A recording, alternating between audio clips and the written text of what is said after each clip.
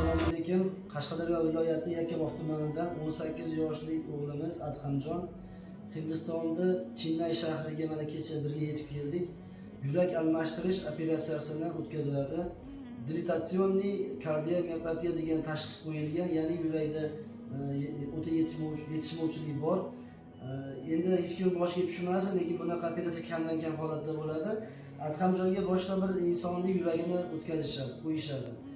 Olamda o'tgan baxtsiz holat tufayli o'sha insonning yuragi bundan keyin qachonki qo'yilganda Adhamjon tanasida yashaydi. Ya'ni Adhamjonga boshqa ikkinchi hayotini masalan yashash sababchi bo'ladi. Azizlarim, bee'tibor bo'lmaymiz. Iltimos qilardiki, yordam bersangiz. Sharoitlari o'zimizga o'xshagan o'rtoqon insonlar. Dadasi bilan ayasi mana kela olmadi, faqat men bilan akalari keldi xolos. Iltimos qilardiki, bee'tibor bo'lmasin. Nimagaki bu noodatiy operatsiya, kamdan kam bo'ladigan operatsiyalar. Faqatgina Hindistonning Chennay shahrida MGM klinikasida mana hozir bugun yotqazdik.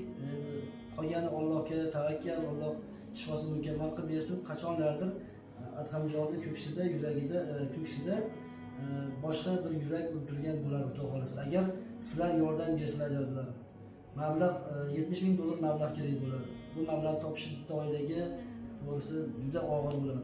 Agar har birimiz hissamizni qo'shib qo'yadigan bo'lsak, shu Adhamjonni umri davomida to'g'risi duolarni olib yuramiz. Shu ko'kragida urib turadigan yurakni biz qo'yilishida bir hissamizni qo'shib qo'ygan bo'lamiz azizlar. Alloh rozi bo'lsin barchalaringizdan. 6 oygacha kutish kerak ekan, bu kelib shu yerda yashash kerak. Hindistonda Chennay shahrida yashash kerak. Klinikaga yaqin joyda mehmonxonani hozir bron qilganmiz.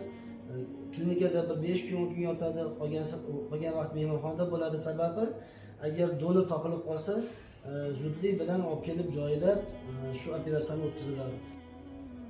Assalomu alaykum, men ko'rib turgan opalarim, akalarim, yosh katta insonlar.